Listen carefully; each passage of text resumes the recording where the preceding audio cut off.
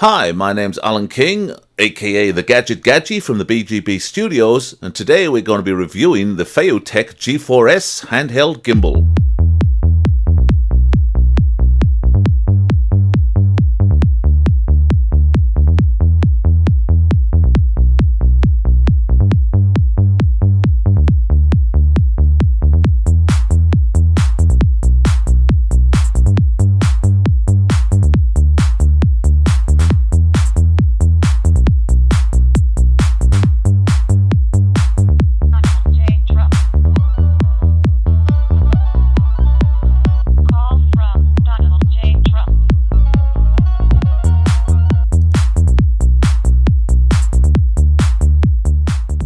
Amateur filmmakers for years have been struggling to achieve professional results. Two of the biggest problems faced by them is audio quality and video quality, i.e. shakiness when moving the camera. It's very easy to get a still picture when you have a camera mounted on a tripod and you have no pans or tilts and no movement whatsoever. However, if you're doing an action movie where you're following a character, a car, a plane, a dog, be whatever it is, the problem arises that as you move, you transfer your body's shakiness into the film itself.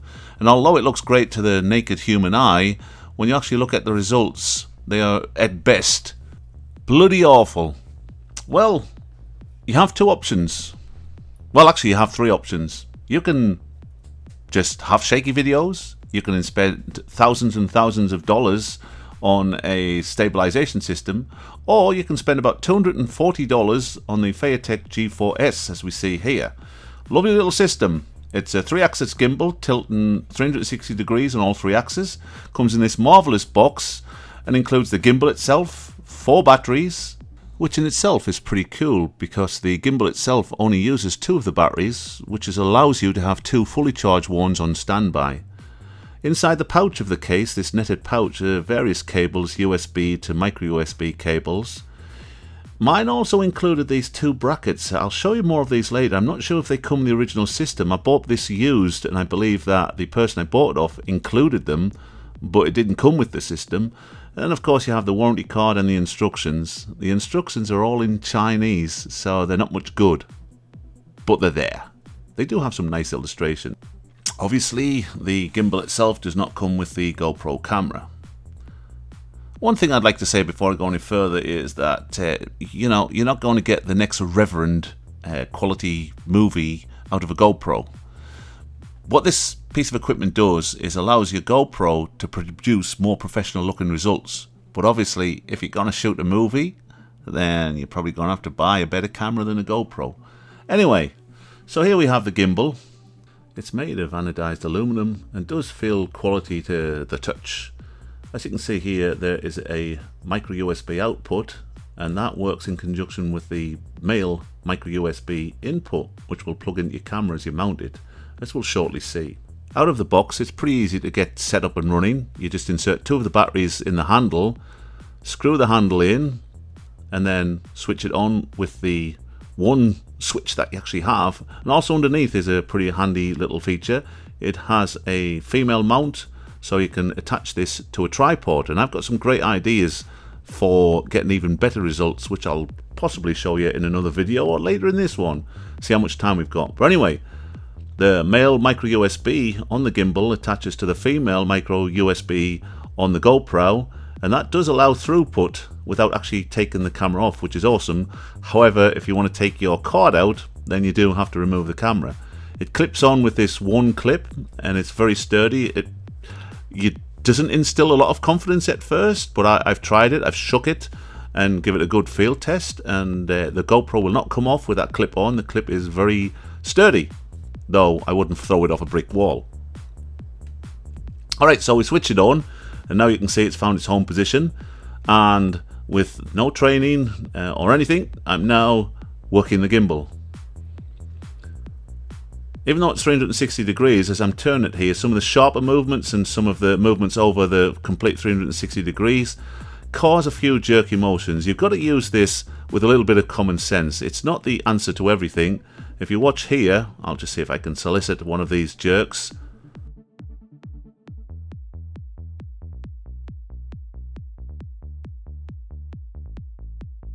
But as you see there, just had a slight jerk, and if we move it again, there.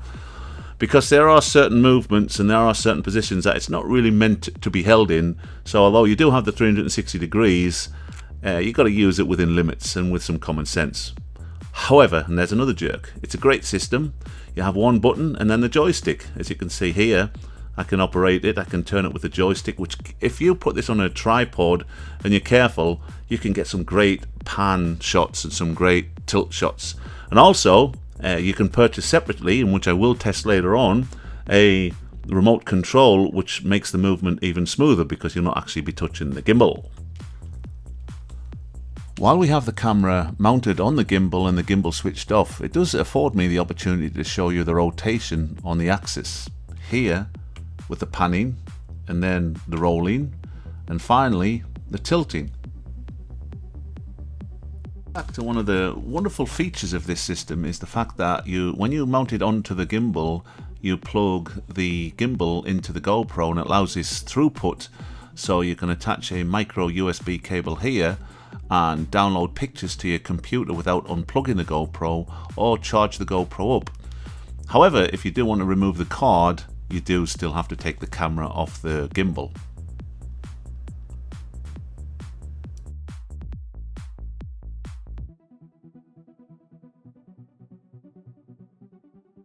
One of the things I really love about the gimbal is the fact that you have a through output on the handle, which you can connect a monitor using the cord supplied with the gimbal. With this, you can attach a large LCD monitor and check out your videos as you actually shoot them, which is really fantastic, especially if you have one of the older GoPros that doesn't have the LCD backpack. Feiyu Tech also include this flash drive, this USB flash drive, for making any firmware updates, as well as this USB to micro USB cable.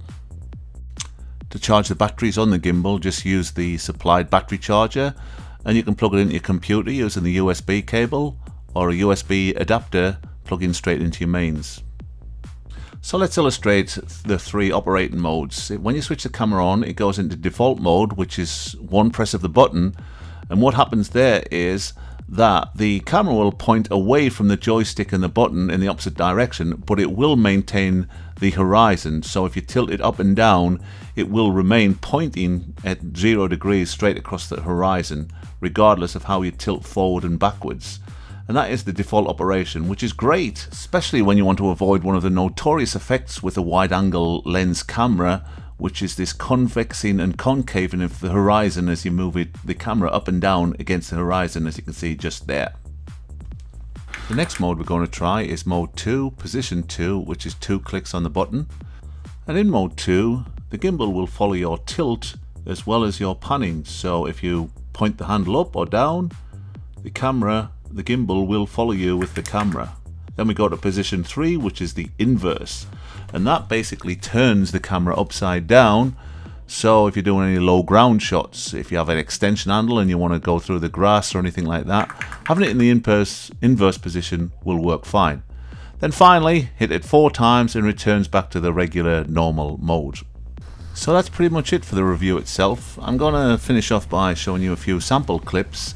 However, before I disappear, just wanted to quickly touch base with those 2 little carbon handles that I had earlier, which I showed you, which I wasn't sure that came with the gimbal. And basically what they are is that wraps around the handle of the gimbal and holds on with a couple of screws and allows you to attach the gimbal to any GoPro mount, which is really fantastic.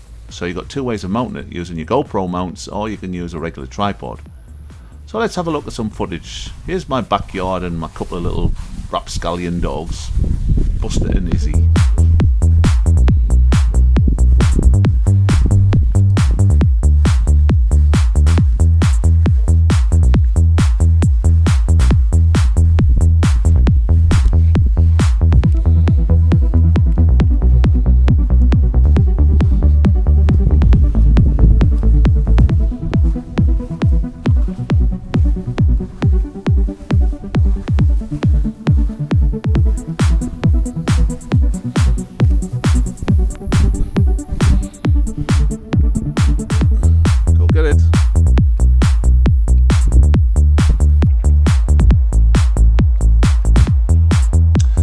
So, if you enjoyed my video and found it informative, or think it's a bit of a train wreck and want to see more train wrecks, then please subscribe to the Gadgee on the BGB Studio.